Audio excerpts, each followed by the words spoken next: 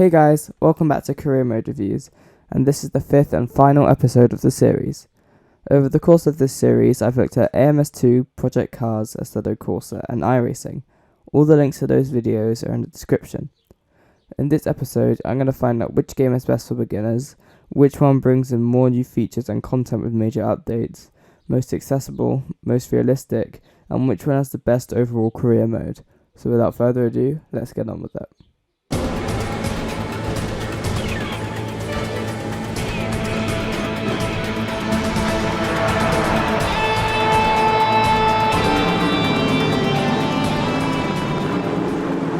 Let's start ranking the games.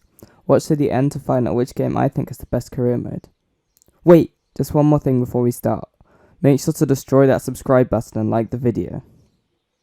So for our first ranking test, we're going to see which game is best for beginners. iRacing is very expensive and requires lots of time and practice to be competitive. If you don't have much time to practice, then you probably won't want to go into a race. iRacing is a really good simulator, but I think at that price there are better racing sims for beginners you can get. I'm going to have to put iRacing in fourth. Asseto Corsa is a great simulator, but in the beginner road cars and GT cars, the force feedback wasn't the best. It was very choppy for me. It was there 1 second and gone the next, and there 1 second and gone the next. You get the picture. Asseto Corsa doesn't have too many tracks, so I'm going to have to put it in third. Now we have Project Cars and AMS2 left.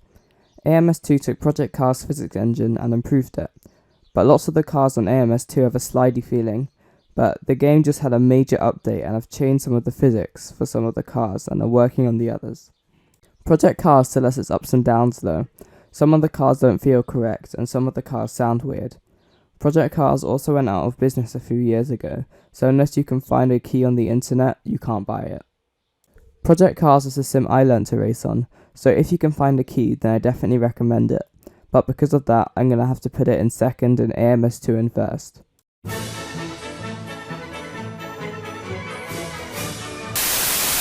Now for the next test. Who brings more new features and content with major updates? Asseto Corsa doesn't really have updates very often, and since I started playing, I haven't seen a major update, so I'm going to put it in fourth.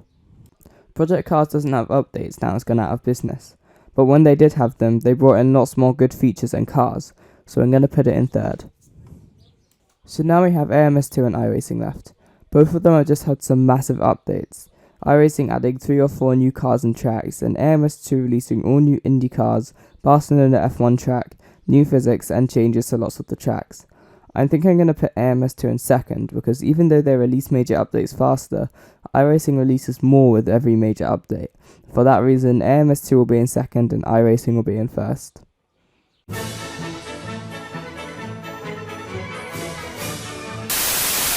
So now I'm going to rank games for their accessibility. Like I said about 1,000 times over the course of this series, Project Cars went out of business, so if you can't get a key on the internet, then you can't get it. So I'm going to put it in fourth. iRacing is very expensive, and you have to pay for a yearly subscription. It's also PC only, so I think I'm going to put it in third. Now we have AMS2 and Asseto Corsa left. AMS2 is PC only, and Asseto Corsa is console and PC, so I think it's pretty obvious that I'm going to put AMS2 in first. Just kidding, AMS2 in second and Asseto Corsa in first.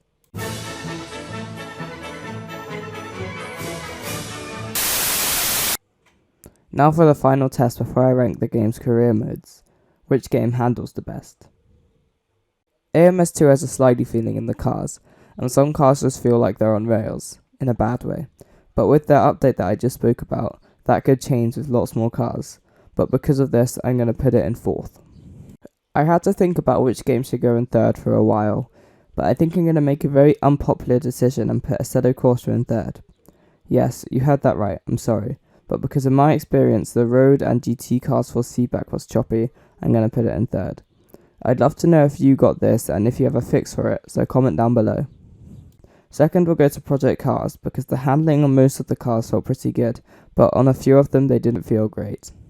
iRacing will win this test, because of the connection you get to the car from the force feedback feels incredible, and combined with the laser scan tracks it feels amazing. Real-life racing teams like Ferrari, Porsche and the Mercedes F1 team have made cars for the game, and they are almost identical to real life.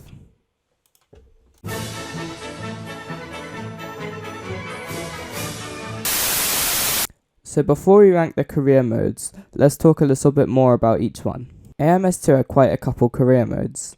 You can make a custom season with your own point scoring, cars and race calendar. The AI were pretty good, so battling was really fun, and they had some close championship battles. I did find the AI was slow on one lap pace though. Project Cars had a really cool career path tree, where you had to work your way up to Indy cars, GT cars, LMP1 cars and dirt racing. You also had to make your driver by putting in your name, initials and your nationality. At the bottom of the career homepage there was a news bar, which would show you your driver moves and results from your season, which I thought was really cool. Asseto Corsa had a career mode similar to Project Cars, but you couldn't choose what series you went to next. It was kind of like an arcade career mode, but with a really realistic sim. I'm not sure if I liked that or not. iRacing didn't have a dedicated career mode like the other games. iRacing's career mode is just you playing their official races which they run. You can also create an AI season if you don't want to do online races, and their AI is amazing. They have so many cool features. For example, the older the driver, the slower their reaction times. Now let's start ranking them. I think I'm going to put iRacing in last place because it doesn't really have a dedicated career mode. It took me a while to decide third place, but I think I'm going to choose Asseto Corsa because, like I said, they have an arcade-style career mode, but with their really realistic physics engine they use, I don't think I really like it. I think I'm going to have to put AMS2 in second, because the career mode they had didn't really have anything that stood out to me, other than the point scoring. But if you make a custom championship with AI and Asseto Corsa, you can have custom point scoring as well. And now for the moment you've all been waiting for. The winner is, drum roll please, Project Cars. I love the career path that they have, and all the small details they have on and off track is incredible. The AI were also really good, and they had lots of great battles with them.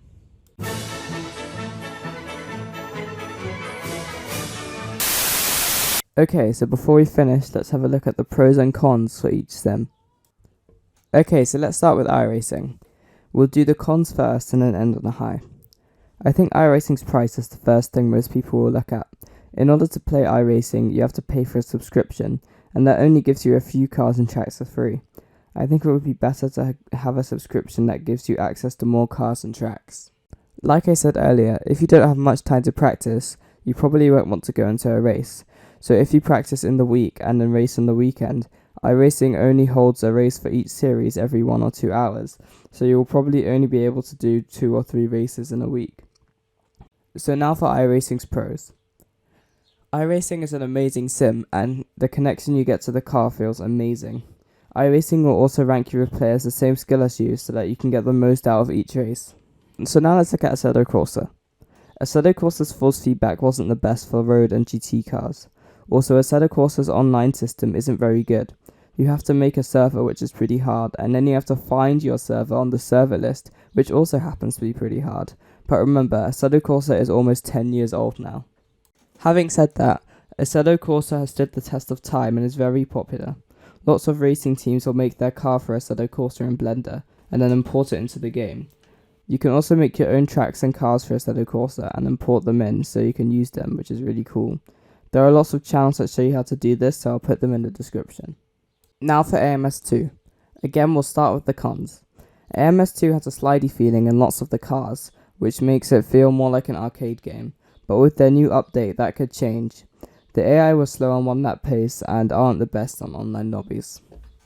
Now for the pros.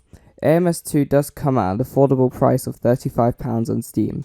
There are also mods on the internet that you can download, and some of them make the game look amazing. Now let's look at Project Cars. Project Cars has gone out of business, so if you can't find a key on the internet, you can't buy it. Because of this, they don't do community events or time trials anymore. Now for the pros. All of the small details they put into this game is amazing, and most of the cars feel and sound great.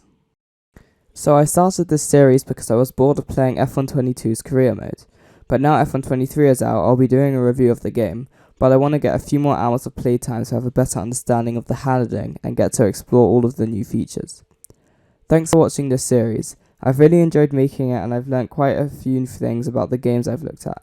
If you enjoyed it, please consider donating to my channel and subscribing. Share the video with anybody who you think might like it, and I'll see you in the next one.